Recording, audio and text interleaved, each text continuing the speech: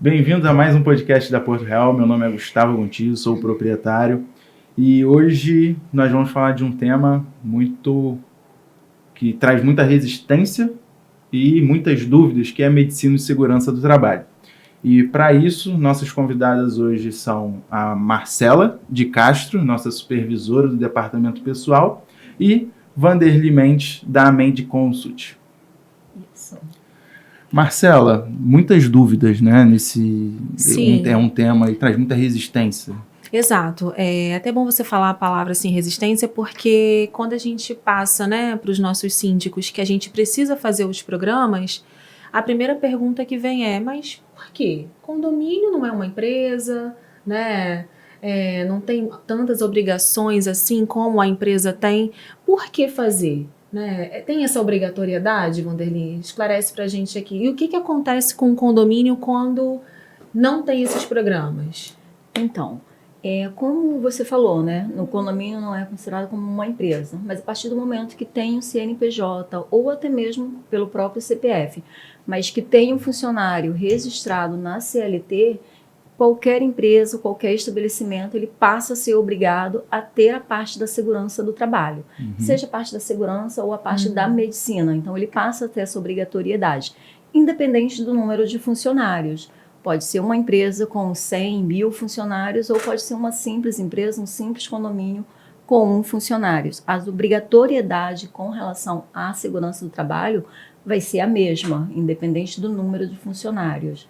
Mas teve CNPJ, teve o registro do funcionário na CLT. Se o funcionário está trabalhando naquele ambiente, ele tem que sim seguir as normas de segurança do trabalho, estabelecer as diretrizes que pedem que sejam feitas, e é uma obrigação da empresa estar fornecendo isso. Está esclarecendo o que traz, o que pode causar de acidente para o funcionário, se ele, na atividade dele que ele executa, se tem algum risco que possa gerar algum acidente ou alguma doença ocupacional. Então, não é simplesmente só, eu vou pegar o celular ou o funcionário, vou pegar o funcionário, vou registrar, vou botar aqui, estou resolvido. Não, eu tenho que saber como que anda a saúde desse funcionário. Ele entrou na minha empresa bem? Como que ele está agora? Então, vamos fazer essa parte de exames. Depois a gente entra com a parte da segurança. O trabalho que ele desenvolve na minha empresa tem algum risco que possa gerar algum acidente de trabalho ou, com o passar do tempo, alguma doença ocupacional? Não tem, mas eu tenho que estar passando essas informações. Se tem, eu tenho que procurar maneiras mais adequadas para proteger esse funcionário e evitar possíveis acidentes e possíveis doenças ocupacionais. Então, ele passa a ser, sim, obrigado a ter a segurança do trabalho. Tá, mas aí, por exemplo, a segurança do trabalho foi lá no condomínio, né? Aí o que vocês olham quando vão no condomínio? Assim, quais são os pontos essenciais? E também muitas se fala sobre os programas de medicina do trabalho, né? Que é o PGR, o PCMSO e o LTCAT. O que seria, assim, esses programas? O que vocês olham? Então, quando a gente faz a inspeção nas empresas, a gente sempre procura ver e com que o funcionário esteja presente na hora da nossa inspeção, para ele estar explicando justamente o que ele faz. A gente fiscaliza toda a área de trabalho do funcionário, todo o ambiente. O que ele faz no dia a dia, qual a sua rotina? Tem algum dia que você faz algum trabalho esporádico que gere um outro tipo de acidente ou que possa acontecer alguma coisa que é diferente da sua rotina? Então, a gente faz todo esse estudo, toda essa pesquisa para verificar quais os riscos que ele está exposto e, acima disso, a gente saber a gente saber quais diretrizes a gente tomar certa para estar protegendo aquele funcionário. Por exemplo, existe algum risco de ruído ou algum risco biológico, um risco químico. O que a gente pode fazer para neutralizar ou eliminar esse risco? A gente vai primeiro procurar uma forma de neutralizar e eliminar. Olha, não tem como fazer isso, a gente já fez todas as condições possíveis. Então, a gente vai ver quais os EPIs necessários para poder estar fornecendo para o funcionário, para ele trabalhar com mais segurança e não ficar exposto aos riscos e preservar a saúde e a segurança dele. O funcionário ele tem direito a receber a insalubridade apenas pelo manuseio do lixo ali do condomínio? Então, essa é uma parte que eles sempre perguntam para a gente. E assim, a gente, sempre que a gente vai examinar, vai depender do tipo de manuseio que ele está fazendo. Às vezes um prédio comercial que tem muito consultório, isso pode levar a isso? O que acontece? Quando eles falam em manuseio de lixo, eles geralmente acham que só pegar o carrinho do lixo e empurrar até a calçada, estou manuseando lixo. Mas não é bem assim. Então, assim, essa parte de insalubridade é uma parte meio complexa e gera sempre essa polêmica. Quando a gente chega, principalmente nos condomínios, a primeira pergunta que eles fazem: eu tenho direito à insalubridade? É que eles também perguntam se, por esse motivo, eu tenho direito à aposentadoria especial, né? É, porque eles acham que eu tenho insalubridade, eu tenho condições de me aposentar mais rápido. Eu tenho direito a uma aposentadoria especial. Infelizmente, não é bem assim. Nem todas as funções que você está exposta a insalubridade ou periculosidade vai te dar uma aposentadoria especial. Então, às vezes, você pode estar exposta a uma insalubridade e não te dá um direito a uma aposentadoria especial. Então, eles fogem muito disso, eles acham que uma coisa é interligada à outra. E não é. Voltando para se eu tenho direito ou não à insalubridade, a gente sempre analisa qual o risco que ele está exposto, de que forma que ele fala que está no manuseio do lixo. Porque tem muitos condomínios que você chega, como que é? Não, os condôminos chegam, botam o seu lixo aqui nessa lixeira, depois a gente retira a lixeira e bota lá fora para o pessoal da coleta urbana pegar, que são os garis, o pessoal da prefeitura. Então, assim, você não tem o manuseio do lixo. Você não está ali o dia todo exposto àquele risco. E nem a parte, por exemplo, que às vezes a gente escuta também, é a parte da lavar. Mas eu lavo o latão. Lava a lixeira. Isso, entendeu? Então, assim, eles confundem muito essa parte. Então, te dizer ou não que ele tem direito à insalubridade ou não, é uma coisa que a gente tem que estudar por cada condomínio, por cada função, para você ver exatamente o que ele faz no dia a dia, entendeu? Então, só o simples fato de, eu pego a lixeira daqui e boto ali, infelizmente não vai me dar, você não está tendo contato direto com o lixo. Por exemplo, eu tenho condomínios aqui que eles têm uma coleta seletiva, que é um condomínio bastante grande, então quem faz a coleta do lixo são eles mesmos, eles têm um galpão que fazem toda a separação de reciclagem, então é diferente. Eles trabalham o dia todo fazendo aquele serviço, porque eles levam a manhã inteira coletando lixo na rua, leva para o galpão, chega lá, faz a separação de coleta. Então, eles estão expostos ao dia todo naquele ambiente. Então, o simples fato de, eu vou pegar lixeira aqui, vou colocar para ali, isso vai me dar insalubridade, foge um pouquinho. Entendeu? Então, assim, nem sempre eu posso dizer, você não tem direito à insalubridade, ou você tem direito à insalubridade. Mas, por exemplo, essa parte da aposentadoria especial, né, que hoje em dia todas as empresas têm obrigatoriedade de fornecer o PPP, né? Sim. E agora o PPP está na mão do trabalhador através do meu INSS, né? Isso. E são vocês que alimentam essa informação, né, do PPP. E como é que funciona isso? Então, a gente faz todo esse processo de inspeção no ambiente do trabalho. Você perguntou sobre os programas PGR, PCMSO. Então, é através dessa inspeção que a gente faz na empresa ou no próprio condomínio para ver quais os riscos que o funcionário está exposto para a gente poder estar lançando e preparando esses programas. A gente lança o PGR, que é o Programa de Gerenciamento de Riscos, onde a gente vai estar levantando todos os dados que a gente colheu naquela empresa referente aos riscos que os funcionários estão expostos e vamos estar montando esse programa e em cima desses riscos a gente vai estar procurando melhorias para levar para um ambiente de trabalho para que o funcionário possa estar trabalhando com segurança. Em cima dos riscos, a gente vai analisar, vai estar passando para o médico vai analisar quais os riscos que eles estão expostos e vai determinar quais os tipos de exames ele vai precisar fazer e qual a periodicidade de cada um deles. E depois a gente vem com a parte do LTCAT, que é uma coisa que estão sempre interligada um ao outro. Dá para ver que uma coisa sempre está interligada à outra. Está interligado ao outro. Então, não tem assim, eu vou fazer o PGR de uma maneira, vou botar os riscos em outro no LTCAT, vou botar o risco de outro no PCMSO. Não, o risco que está em um vai estar em todos os programas, porque a gente tem que fazer esse acompanhamento na hora de cruzar os dados têm que bater, então não adianta, tá? Então, quando eu fizer, eu tenho que uma coisa interligar na outra. Então, é acima desses programas que a gente vai estar coletando essas informações e vai estar jogando para o sistema, montando o E-Social. montando o PPP. Uhum. A gente faz essas coletas de dados, o que a gente analisou no ambiente de trabalho, gera os programas e em cima dos programas a gente faz o lançamento do PPP. Aí a gente envia o PPP para o E-Social, de acordo com cada dado que vai estar escrito lá, e a gente envia para o E-Social, é onde o funcionário vai ter acesso direto no meu INSS. Muitas das vezes as pessoas falam, mas eu mexo com isso e não está lá no meu PPP, está como ausência de risco. Eu ouvi isso recentemente, né? Um funcionário me questionou, eu falei assim, gente, mas é a medicina do trabalho que faz essa avaliação, né? Porque o que acontece? O PPP ele se baseia muito no LTCAT. O LTCAT é quem vai dizer se o funcionário ele tem direito à aposentadoria especial ou não. Então, a gente estabelece e estuda todo o processo de trabalho do funcionário, dos riscos que ele está exposto. E no LTCAT, a gente só bota os riscos que realmente dá direito à aposentadoria especial. Então, a gente pesquisa lá na tabela 24, que é a tabela do INSS, que a gente vai, estuda, verifica quais os riscos que dão direito à aposentadoria especial e em cima deles a gente envia para o E-Social. Até porque se eu enviar um risco que não está na tabela 24, que não dá direito, o próprio E-Social não aceita.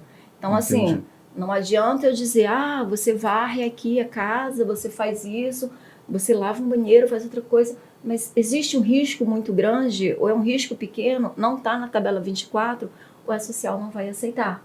Entendeu? Então, assim, muitas das vezes já peguei empresas que chegaram e quando a gente foi analisar os riscos, tinha um monte de riscos enviados para o E-Social, riscos que não eram obrigatórios a ser enviado.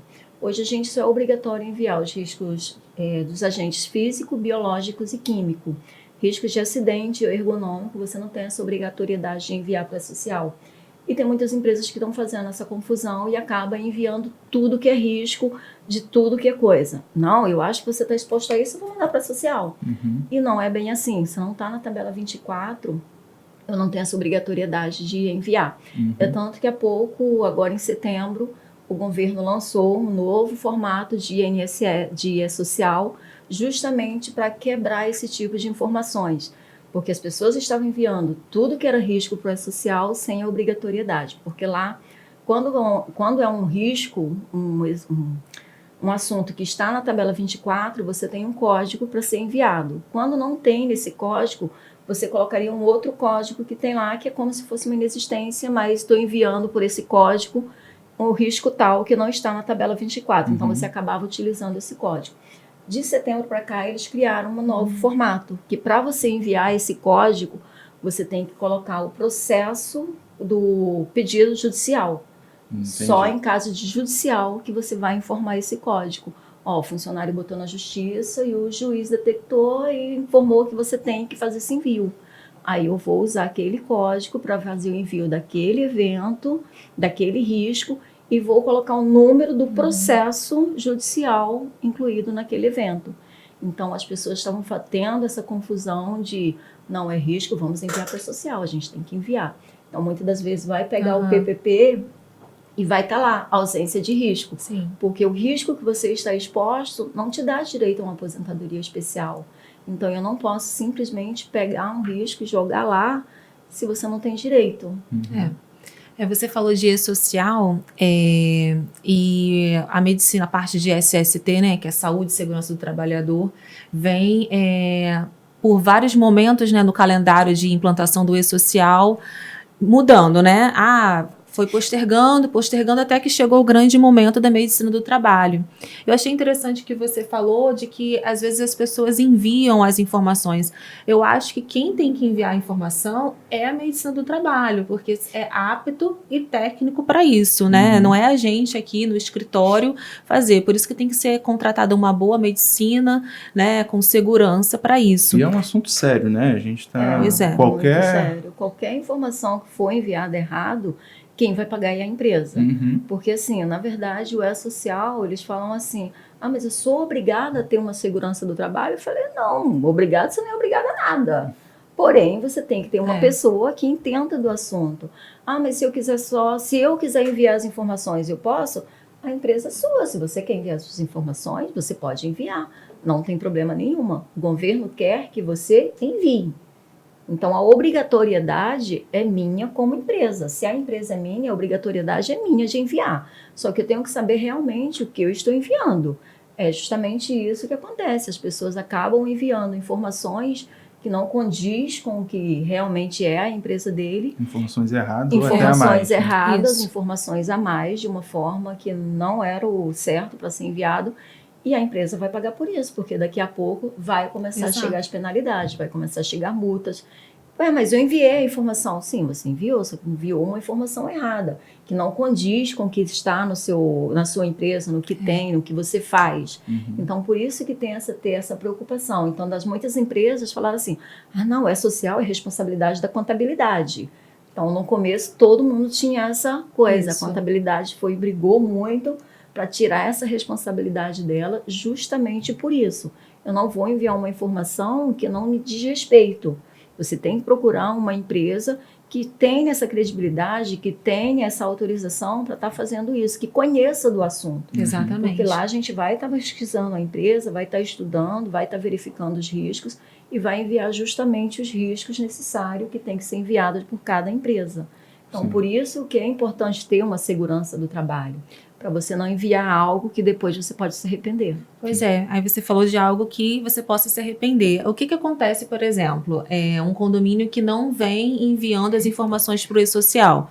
Porque às vezes a gente recebe, Gustavo, alguns condomínios na nossa administração que nunca fizeram os programas. Às vezes eu até me assusto. O que acontece? E por incrível que pareça, não é algo tão incomum, é mais comum do que as pessoas pensam, né? Então assim, o que vai acontecer? Esse condomínio aqui não envia os programas para o e-social, porque eu sei que tem os programas que tem que ser enviado, tem os exames, tem a parte de PPP, envolve uma série de coisas, né? E o que acontece? Qual é o passivo aí para esses condomínios? Olha, essa obrigatoriedade... Isso vem há anos, né? É obrigatoriedade com a parte da segurança do trabalho, que muita gente às vezes procura a gente e fala assim, mas é porque o governo criou isso agora. É verdade, eu escuto muito isso, Vanderlei. Não, lançou essa parte da segurança do trabalho agora e agora minha empresa é obrigada a fazer isso. Eu falei, você tem a sua empresa há quanto tempo? Minha empresa já está há bastante tempo no mercado, tem 10, 15, 20 anos. Eu falei, pois é, essa obrigatoriedade na sua empresa, ela começou quando você abriu o seu CNPJ e contratou o primeiro funcionário. Então, ela não nasceu hoje, o governo não criou nenhuma obrigatoriedade hoje. Sabe o que o governo criou hoje? A obrigatoriedade de ser digital. Porque antes as pessoas esperavam o fiscal bater na minha empresa, bater na minha porta e cobrar a parte da segurança do trabalho. Então o fiscal bateu aqui, me pediu isso, eu vou correr igual um maluco, vou fazer isso aqui que ele está me pedindo. Se o fiscal não aparece na minha porta, então você levava uma década, um século e não fazia nada voltado à segurança do trabalho. A gente sabe que o Ministério do Trabalho não vai ter fiscalização para isso tudo, né? Isso aí. Então, o que o governo fez? Ele criou o E-Social. Você, como departamento pessoal, foi a primeira fase a passar para o departamento, para o E-Social. Então, tudo que é voltado hoje à contratação de um funcionário é tudo dentro do E-Social. E agora essa outra fase, que é as últimas fases do E-Social, é a parte da segurança do trabalho. Então, assim, o que o governo quer hoje não é que ele lançou a segurança do trabalho hoje, então eu tenho que fazer a partir de hoje. Não, isso existe. PRA, PCMSO, essa parte da segurança do trabalho foi criada o PPRA e o PCMSO em 1979. Nossa. Então, a segurança do trabalho, os primeiros passos dela foi em 1940. Caramba! Então, bastante tempo, então não é uma coisa nova, não é uma coisa que nasceu agora, eu tenho que me preparar agora, não. E caso você não prepare hoje, caso a sua empresa não esteja fazendo os envios corretos da parte da segurança do trabalho, infelizmente que vai se acontecer mais cedo ou mais tarde, vai ser as penalidades, as multas, elas vão começar a chegar. Porque hoje, como as informações são todas online, você tem que fazer esse envio para o E-Social. Então, daqui a pouco, as multas vão começarem a ser geradas também com relação a isso. Eles vão pegar aquele CNPJ, vai verificar se ela fez os devidos envios referente à segurança do trabalho, se estão corretos. Está correto, beleza, vai passar. Não está, olha, a empresa está sendo autuada pela falta do envio das informações da segurança do trabalho. Hoje, a segurança do trabalho ela envolve 3 eventos, que é o S2210, que é em caso de acidente de trabalho. Então, qualquer funcionário que se acidentar no trabalho, seja por um acidente de trajeto, de casa para o trabalho, do trabalho para casa, ou dentro da empresa, você tem que fazer um envio, que é a abertura da CAT, Comunicação de Acidente de Trabalho, e enviar para a social. O outro evento é o 2220, que é relacionado aos exames. Então, todos os exames que os funcionários fizerem, eles têm que ser obrigatórios de enviar também para a social. Então, fez um exame admissional, fez um exame periódico, fez um exame de retorno ao trabalho, mudança de risco ou demissional, eu tenho um prazo para enviar essa informação para o governo. E o outro evento é o 2240, que é onde envolve todos os riscos que eles estão expostos, que é aquela parte dos programas que a gente vai lá, verifica, prepara, tira as informações e envia para a social para dizer quais os riscos que eles estão expostos, se está exposto ou não, se não existe nenhum risco que pode trazer algum prejuízo para o trabalhador em termos de saúde e segurança. Então, a gente faz esse outro envio do 2240, que é onde é gerado o PPP. Então, assim, se você tem uma empresa que não fez e acha que não vai dar em nada, infelizmente, uma hora vai chegar. O circo está fechando, né? Está fechando. Eu entendo isso também. Justamente, está ficando tudo online. Então, eu já tive pessoas assim, voltadas para a segurança do trabalho, eu ainda não tive nenhuma informação de assim, minha empresa recebeu uma multa do E-Social. Por enquanto, não. Mas essa obrigatoriedade, ela passou a ser exigida desde 10 de janeiro de 2022. Mas justamente para chegar nesse ponto para onde chegar, isso aí. O governo vai conseguir ter isso mais palpável, né? Como não era digital, muita informação perdia. Isso aí, Então, em janeiro de 2022, dia 10 de janeiro de 2022, a empresa passou a ser obrigada a enviar todas as informações. A gente tem até o dia 15 de cada mês para enviar as informações daquela empresa para o E-Social. Se chegou o dia 15, não enviou o dia 16, se eu fizer um envio referente ao mês de... Hoje a gente está em dezembro. Se eu fizer um envio do mês de novembro, a partir do dia 16, aquela empresa já fica passível de multa. Então, a gente tem que tomar esse cuidado, porque o ciclo do E-Social, ele sempre se fecha dia 15 de cada mês. Então, tudo que acontece entre o dia 1º ao dia 30 de cada mês, eu tenho até o dia 15 do mês seguinte para estar enviando para o governo todas essas informações. Mas a CAT tem um prazo diferente, sim, né? Sim, a CAT ela tem um prazo bem menor, que em caso de acidente você tem um prazo de 24 horas para estar fazendo o envio. Em caso de morte do funcionário tem que ser imediato. Então, muitas das pessoas acontece isso também. O funcionário se acidenta, acha que não é nada, não comunica à empresa. Aí, quando é uma semana depois, olha, meu joelho está inchado, ou aconteceu isso. Mas aconteceu isso quando? Aconteceu tem uns 5 dias, tem uns 10 dias. E a empresa fica naquela. Então, a gente sempre fala, olha, acidente não comunicado não é acidente de trabalho. Então, mas tem esse preconceito, tem essa coisa de que eu não devo, porque não foi nada, não vou comunicar para a empresa. E acaba a gente perdendo tempo, porque se eu envio uma CAT fora da data, que é as 24 horas estabelecida pelo E-Social, pela norma, a empresa acaba ficando passível de multa. Vanderly, muito obrigado pela sua participação. Realmente é um tema que gera muitas dúvidas, né? São muitos termos técnicos. Isso. Que dá, acho que, para a gente falar aqui por muito tempo ainda, né? Mas eu queria te agradecer pelo tempo. Obrigado, Marcela. Obrigada, Gustavo. Pessoal, até a próxima. Tchau, tchau. Tchau, tchau.